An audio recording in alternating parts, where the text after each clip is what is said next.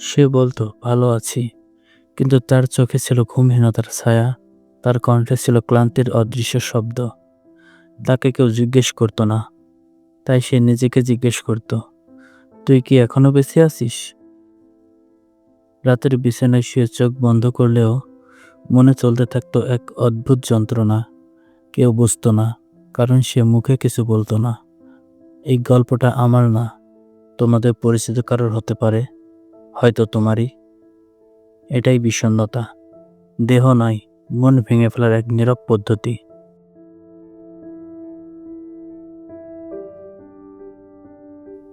Depression এটা এক দুঃখজনক অনুভূতি না, এটা এক ধরনের অদৃশ্য ভার, যা সকালে ঘুম ভাঙার ইচ্ছেটাকে হত্যা করে।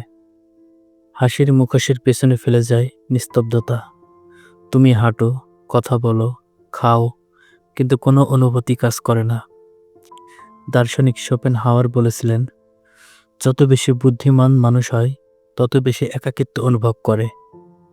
প্লাটো বলেছিলেন, সবার প্রতি সদয় হও, কারণ সবাই কোনো না কোনো যুদ্ধে লড়ছে। ডিপ্রেশন এমন এক সঙ্গী, যেটা কারোর মুখ চেনে না, সময় দেখে না, শুধু ছায়ার মতো পাশে থাকে। এমনকি যখন সব ঠিকঠাক মনে হয়, তখনও ভিতরে এক অন্ধকার জমে ওঠে, যার ভাষা নেই, শব্দ নেই, শুধু ভার। এটা কেবল মন খারাপ না, এটা একটা ইমোশনাল ডেডলক। সেই ছেলে ছিল সবসময় হাসি খুশি, বন্ধুদের মাঝে প্রাণ, ক্লাসে সক্রিয়। কিন্তু একদিন বাবার মৃত্যু, সম্পর্কের ভাঙন, আর সমাজের হাজারো চাহিদার মাঝে ভেঙে পড়ে। ডিপ্রেশন কখনো একদম হঠাৎ করে আসে না, এটা জমতে জমতে একদিন বিস্ফোরণ ঘটায়। বিষণ্ণতা আসে ধীরে ধীরে, মাথা ব্যথা, ঘুমহীনতা, অদ্ভুত শূন্যতা নিয়ে। এটা হরমোনের খেলাও হতে পারে, পারিবারিক ইতিহাস, এমনকি দীর্ঘ একাকিত্ব এর কারণ। তবে সবচেয়ে বড় কারণ নিজের সঙ্গে সংযোগ হারিয়ে ফেলা। তবুও কেউ বোঝে না, কারণ এটা চোখে দেখা যায় না।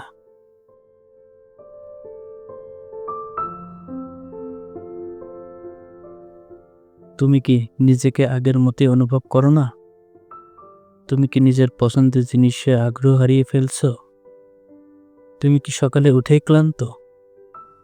এই প্রশ্নগুলো নিছক মন খারাপ বোঝাতে নয়। সিলভিয়া প্লাথ লিখেছিলেন, আমার ভিতরে এক অন্ধকার ঘুমিয়ে আছে, যা আমাকে ভয় দেখায়।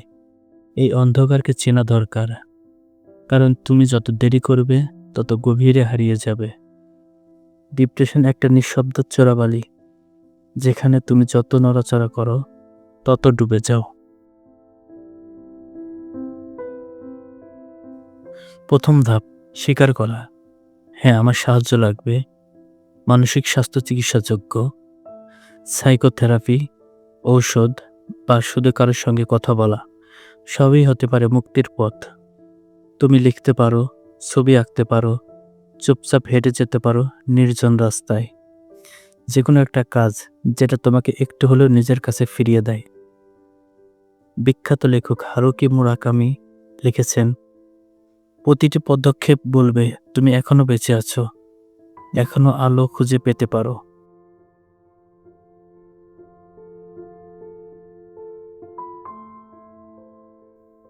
তোমার বন্ধু হঠাৎ চুপচাপ হয়ে গেছে, তাকে আর দোষ দিও না।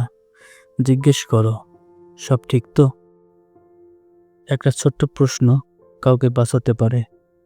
ডিপ্রেশন কাউকে দুর্বল করে না, এটা মানুষের সবচেয়ে কঠিন যুদ্ধগুলোর একটা। এটা একটা নীরব চিৎকার, যেটা কেউ শোনে না। তাই যদি তুমি কারোর পাশে থাকো, তাহলে হয়তো তার অন্ধকার একটু হালকা হয়ে যাবে।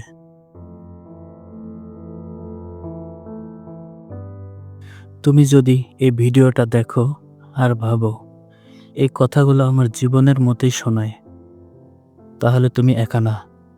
একদিন তুমি আলো দেখবে। কেবল একটা দিন একসাথে পার করো, তারপর আরেকটা। শ্যাডো অফ টাইম থেকে বলছি, ডিপ্রেশন অন্ধকার হতে পারে, কিন্তু তুমি আলো দেখার দাবিদার। তুমি যদি বাঁচতে চাও, আমরা তোমার পাশে আছি। তোমার গল্পের মূল্য আছে। মানুষ এখনো অনুভব করে, এখনো ভালোবাসে।